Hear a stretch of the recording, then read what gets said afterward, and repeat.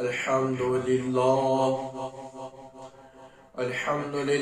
रब्बिल आलमीन वस्सलातु वस्सलामु अला सय्यिदिल अंबिया'i वल मुरसलीन अम्मा बअद फ़अऊज़ु बिल्लाहि मिनश शैतानिर रजीम बिस्मिल्लाहिर रहमानिर रहीम।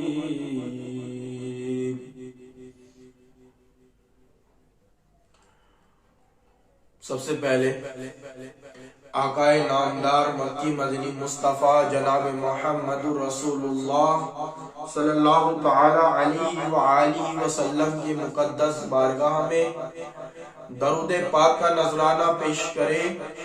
सल्लल्लाहु अला नबी उम्मिही व आलिहि वसल्लम सलातन व सलामन अलैका या रसूल अल्लाह सल्लल्लाहु तआला अलैहि वसल्लम।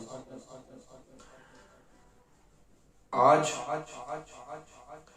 जिस मौजू पर हमें गुफ्तगू करना है वो मौजू 26 जनवरी है, जिस पर आज हमें गुफ्तगू करना है।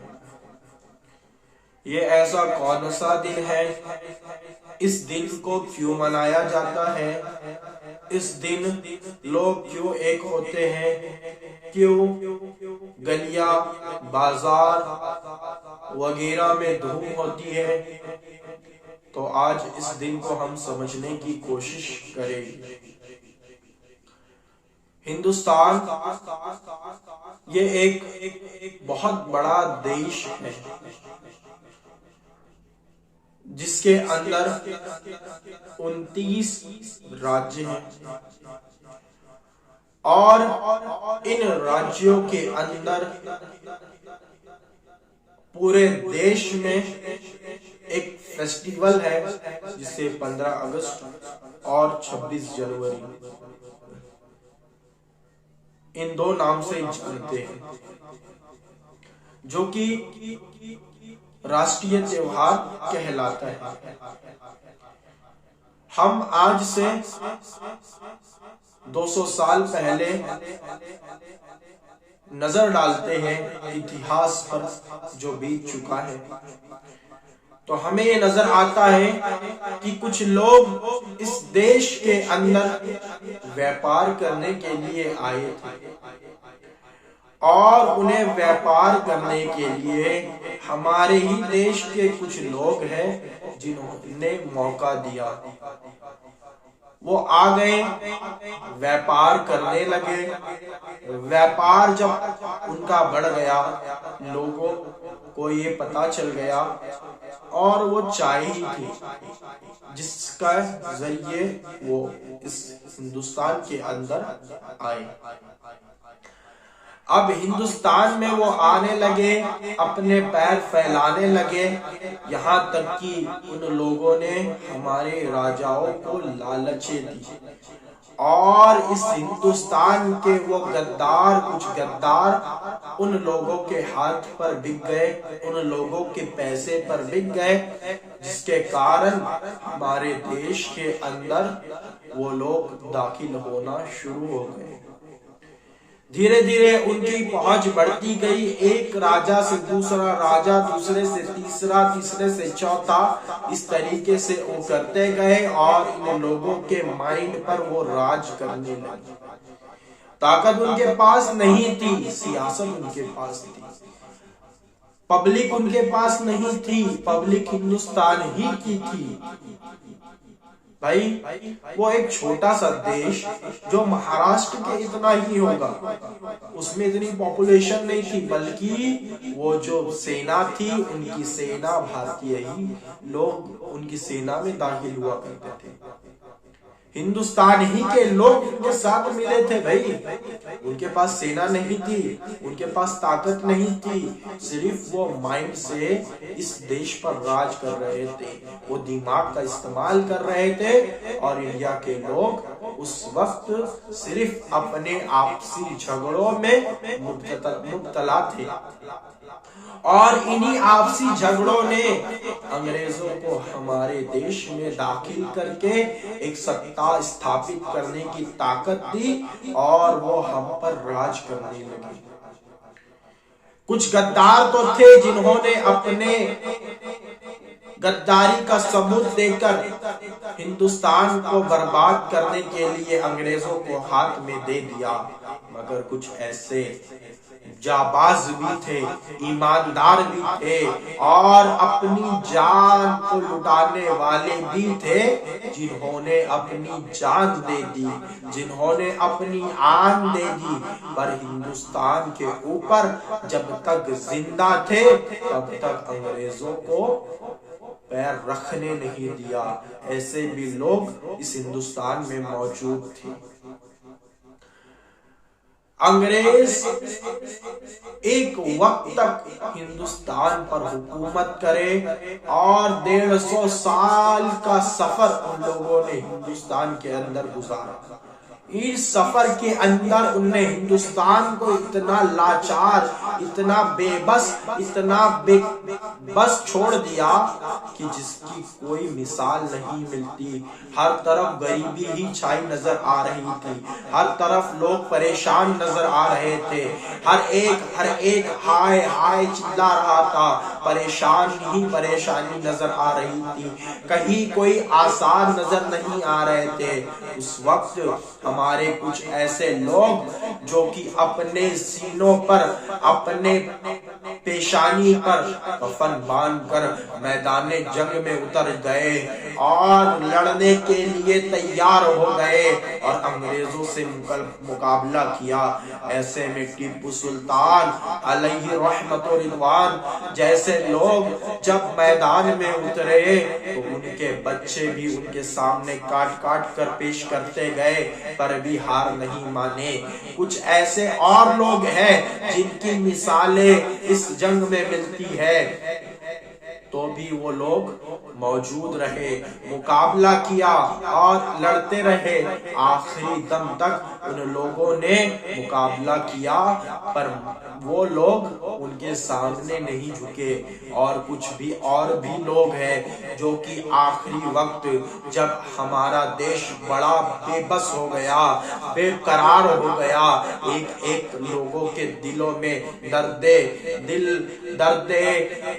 आजादी पैदा होने लगी और वो आजादी के लिए लड़ने के लिए जब मैदान में उतरना शुरू किए, जब लड़ने के लिए तैयार हो गए और लड़ने के लिए जब उतर गए तो अंग्रेजों को पता चल गया। कुछ महात्मा गांधी बोले हैं, कुछ और भी ऐसे लोग हैं जो कि आमने सामने आए और जंग लड़ी और जंग करके अहिंसा के साथ लड़ी।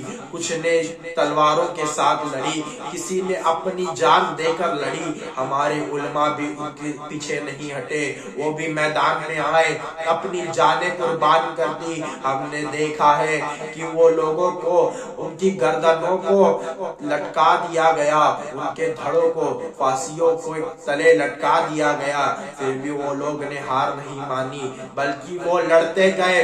इतनी मुद्दत तक लड़े कि आखिर में वो लोगों को लटका दिया गया, फिर भी वो हार नहीं माने।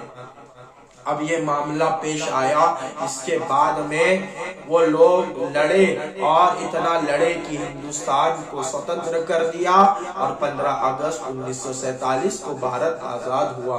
उसके 3 साल बाद हमें कानून स्थापित करना था, क्योंकि लिए हम आजाद तो हो गए थे पर कानून हमारा नहीं था, अंग्रेजी कानून हमारे ऊपर था। तभी भीमराव अंबेडकर, जिन्हें आज हिंदुस्तान के संविधान का लेखक कहा जाता है, उनकी टीम को ये कार्य दिया गया कि वो हमारे इस देश के लिए कानून बनाए और कानून बनाकर इस देश के लिए एक रास्ता मुहैया करे, जिस रास्ते पर चल के हमारे लोग अपने देश को चला सके। तो इस देश का वो संविधान बनाया गया, वो 26 जनवरी ही को बनाया गया था।